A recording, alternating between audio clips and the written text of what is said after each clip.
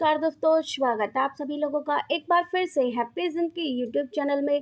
दोस्तों, अगर आप अपनी लाइफ में कुछ नया सीखना चाहते हैं तो चैनल को सब्सक्राइब करिएगा, बेल आइकन को जरूर दबाइएगा। साल 2023 की सबसे बड़ी अमावस्या पर 2023 में भाद्रपद अमावस्या पड़ने वाली भाद्र अमावस्या को सबसे खास माना जाता है। सितंबर 2023 में पड़ने वाली अमावस्या पर कई दुर्लभ संयोग बन रहे हैं। इन दो जगहों पर 2 दीपक जलाकर छोड़ दें। मृत्युदंड दोष, काल सर्प दोष, राहु दोष, नजर दोष हो जाएगा खत्म। किस्मत पर लग जाएंगे 4 चांद। लक्ष्मी दौड़ी चली आएंगी आपके घर, कंगाल भी हो जाएंगे धनी।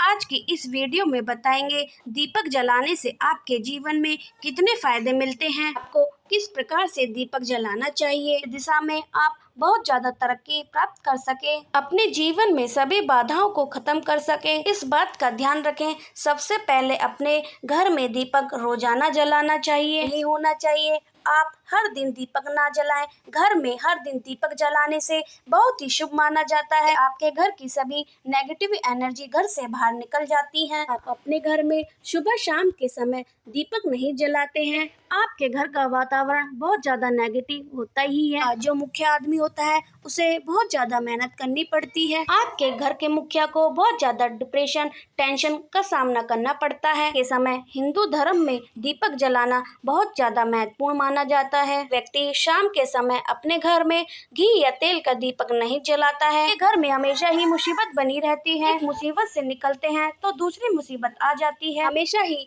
धन की समस्या, परेशानी बढ़ती रहती है। जो बच्चे होते हैं उनके खिलाफ भी होने लगते हैं, बच्चे भी उनका कहना नहीं मानते, इसी कारण से घर का वातावरण बिगड़ जाता है। इन चीजों को मानते हैं लेकिन फिर भी इनका उपाय नहीं करते हैं, फिर भूल जाते हैं। उनको इन चीजों के बारे में, नुकसान के बारे में नहीं पता होता है। आपको अपने घर में सुबह शाम घी का या तेल का दीपक जलाना चाहिए। घर में दीपक नहीं जला सकते हैं तो कोई और व्यक्ति दीपक जला सकता है। रोजाना दीपक जलाना बहुत ही जरूरी होता है। आपके घर की नेगेटिव एनर्जी हमेशा घर से बाहर रहती है। शाम के समय ऐसा होता है, नकारात्मक ऊर्जा बहुत ज्यादा बनी रहती है, घर में प्रवेश कर जाती है। ऐसे में अगर आप शाम के समय घर में या पूजा घर में दीपक नहीं जलाते हैं तो एनर्जी आपको बहुत ज्यादा परेशान करती है कि सभी काम बिगड़ जाते हैं। जिस समय सूरज डूबता है नेगेटिव एनर्जी बहुत ज्यादा प्रबल हो जाती है। मैं आपको मुंह हाथ पैर धोकर दीपक जलाना चाहिए। ऐसा खुद नहीं करते हैं तो कोई व्यक्ति आपके लिए ऐसा कर सकता है। घर में बहुत सारे लोग बीमार रहते हैं और उन लोगों की बीमारी ठीक नहीं होती है, नहीं होता है। आपके घर में बहुत सारी नकारात्मक ऊर्जा रहती है जिससे उस व्यक्ति को बहुत सारी परेशानी का सामना करना पड़ता है। अभी परेशानी से बचने के लिए आपको सूर्यास्त के बाद घर में घी का, तेल का या चमेली का तेल का दीपक जला सकते हैं। पूर्व दिशा में दीपक जला सकते हैं, लेकिन रोजाना दीपक जलाना बहुत ही जरूरी होता है। इसके लाभ आपको मिल पाते हैं अगर आपके घर में किसी को नौकरी, व्यापार से जुड़ी कोई भी समस्या है, अगर यह परेशानी बहुत ज्यादा है। रोजाना आपको उत्तर पूर्व दिशा में घी का दीपक जलाना चाहिए। अपने घर में दीपक जलाते हैं तो इससे धन से जुड़ी समस्या खत्म हो जाती है। उनको नौकरी नहीं मिलती है, उन लोगों को भी नौकरी मिल जाती है। जिस व्यक्ति को यह परेशानी है वह अपने घर में दीपक जलाता है तो उसे बहुत सारे फायदे होते हैं। ये समय घी का दीपक या तेल का दीपक जरूर जलाना होता है। इन चीजों को कभी भी नजरअंदाज ना किया करें। इन्हीं चीजों से आपके जीवन में परेशानी बढ़ जाती है, को मुसीबत का सामना करना पड़ सकता है।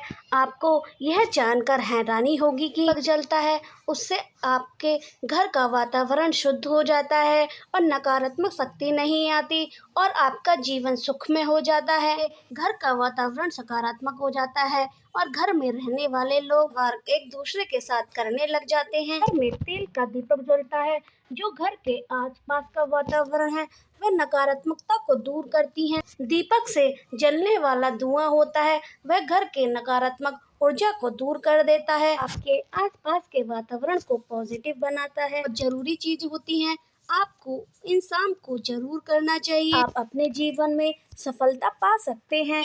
जितने भी मनोकामना है वो भी पूरी हो जाती हैं। जब हम अपने पूजा घर में पूजा पाठ करते हैं, आदि रखते हैं दोस्तों, मूर्ति का क्या महत्व होता है, आज हम आपको इस वीडियो में बताएंगे। पूजा घर में दो मूर्ति एक साथ होती हैं, वहाँ पर बनता है राजयोग। दुनिया आपके कदमों में आ जाती है का तात्पर्य यह है कि आपको स्वर्ग सुख प्राप्त हो जाता है। आपने कल्पना की है, जिसकी आपने मनोकामना मांगी है। जब हम अपने पूजा घर में पूजा पाठ करते हैं, चीज देखने और आदि मनाने का प्रयत्न करते हैं कि हमें उस पूजा का फल प्राप्त हो जाए, उन्हीं के अनुरूप घर में लगवाते हैं तो हम उन सुंदर देवी देवता का मुख देख सकें, हम उनका आशीर्वाद प्राप्त कर सकें। लेकिन दोस्तों, पूजा घर में इन देवी देवताओं की मूर्ति के साथ अन्य देवी देवताओं की मूर्ति भी रखते हैं। निश्चित तौर पर हमारी किस्मत बदल जाती है। देखते ही देखते हमारे अंदर की सारी कंगाली समाप्त हो जाती है। तो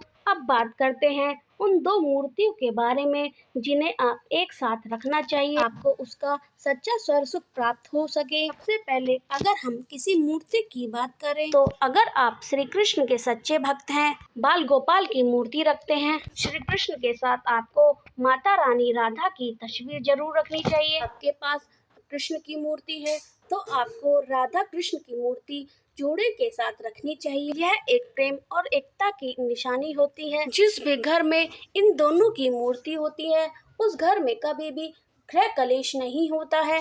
पति पत्नी और परिवार के बीच परस्पर प्रेम रहता है। घर में धन धान की अपने आप होती है। आप घर में इन दोनों की मूर्ति रखते हैं तो निश्चित ही आपको फायदे प्राप्त होंगे। कई लोग अपने घर में माता लक्ष्मी की पूजा करते हैं, सोचते हैं भगवान विष्णु की पूजा करें या ना करें, फिर उनकी मूर्ति साथ में रखें या ना रखें। आपको हमेशा भगवान विष्णु और माता लक्ष्मी की पूजा एक साथ जरूर करनी चाहिए। तो देव अतिदेव महादेव विष्णु ब्रह्मा विष्णु को स्वर अधिक देव माना जाता है। त्रिदेव में भगवान विष्णु को पूजा जाता है। पूजा घर में लक्ष्मी नारायण की संयुक्त मूर्ति रखते हैं, निश्चित ही आपके घर में दिन दुगनी रात चौगनी तरक्की देखने को मिलती है। दोस्तों, अगर आप भगवान विष्णु की पूजा करते हैं तो माता लक्ष्मी की पूजा जरूर करें, और अगर आप माता लक्ष्मी की पूजा करते हैं तो भगवान विष्णु की पूजा जरूर करें। कि पूजा घर में खाली माता लक्ष्मी की मूर्ति है तो उनके दाईं तरफ भगवान गणेश या कुबेर की मूर्ति जरूर रखें। माता लक्ष्मी के दाईं तरफ भगवान गणेश की मूर्ति लगाते हैं, तस्वीर लगाते हैं, आपको निश्चित रूप से आपको फल की प्राप्ति होगी। देखते ही देखते आपके अंदर की कंगाली समाप्त हो जाती है। तो लक्ष्मी गणेश की संयुक्त रूप से पूजा करनी चाहिए। माता लक्ष्मी धन देती हैं तो भगवान गणेश इसी की प्राप्ति और बुद्धि के दाता हैं, और इसी वजह से पूजा बहुत जरूरी मानी जाती है। तो कई लोग पूछते हैं हम अपने घर में हनुमान जी की तस्वीर या मूर्ति रखें या ना रखें, की पूजा करें या ना करें। आप अपने घर में अन्य देवी देवताओं के साथ हनुमान जी की तस्वीर या मूर्ति रख सकते हैं। प्रकार की दोहराई नहीं है हनुमान जी क्रोधित होंगे या नहीं होंगे। इसके अलावा अपने पूजा घर में भगवान श्री राम की मूर्ति या तस्वीर रखते हैं, हनुमान जी की तस्वीर रखें या ना रखें। आप हनुमान जी की पूजा करें तो आप भगवान श्री राम से कहें, भगवान श्री राम के प्रभु भक्त हनुमान जी हैं, को उतना ही आशीर्वाद प्राप्त होता है जिससे कि आप हनुमान जी की मूर्ति या तस्वीर से प्राप्त होता है। आप ऐसा करें, भगवान श्री राम दरबार की तस्वीर अपने घर में लेकर आएं, श्री राम दरबार की तस्वीर का पूजा जरूर करें,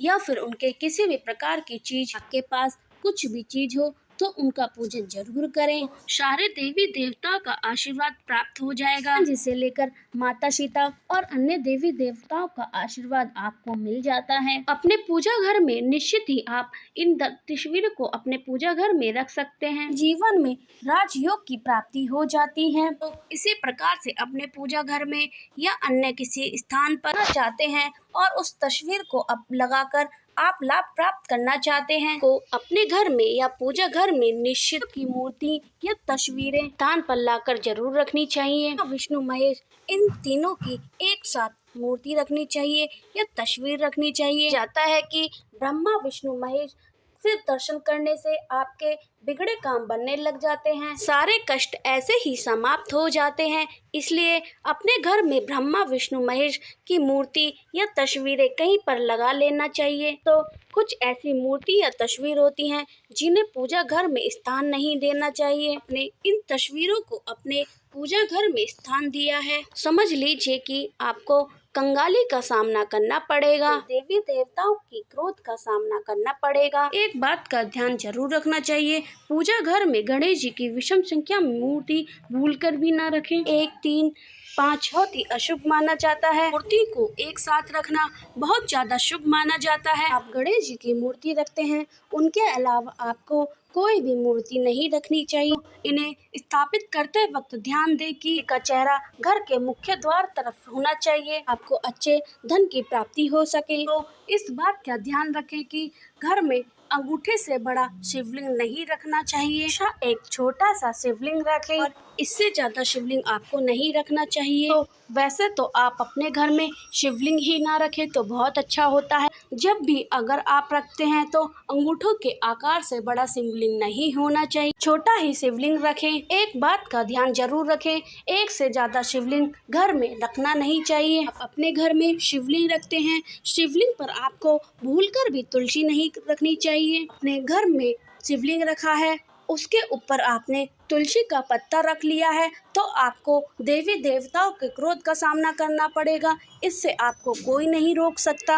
अगर आप अपने घर में हनुमान जी की मूर्ति रखना चाहते हैं या फिर आप हनुमान जी के बड़े भक्त हैं, बैठे हुए हनुमान जी के घर में मूर्ति ही रखना चाहिए। भगवान शिव के रुद्र अवतार हैं ये, उनको भी शिवलिंग के अनुसार ही मूर्ति रखें। पति पत्नी होते हैं, वैवाहिक जीवन जो आपने अभी शुरू किया है, हनुमान जी की तस्वीर अपने बेडरूम में भूलकर भी ना रखना चाहिए। आपको अपने जीवन में कई प्रकार के दोषों का सामना करना पड़ता है, आपको इस बात का ध्यान रखना चाहिए। हनुमान जी ब्रह्मचारी हैं, राधा रानी के तस्वीर अपने शयन कक्ष में रखते हैं तो बेड के सामने की तरफ रखी हुई है कि आप सुबह उठें, उठते ही आपको उनके दर्शन हो जाएं। समझ लीजिए कि आपका जीवन मालामाल होने वाला है। प्रकार का दुख, धन की समस्या आपके जीवन में कभी नहीं होगी। इसी प्रकार से आप माता दुर्गा की तस्वीर अपने घर में लेकर आना चाहते हैं तो आते हैं कि माता दुर्गा की आशीर्वाद से आप अपने जीवन में समृद्धि होते देखें। भूल कर भी क्रोधित वाली माता दुर्गा की तस्वीर नहीं लेके आनी चाहिए,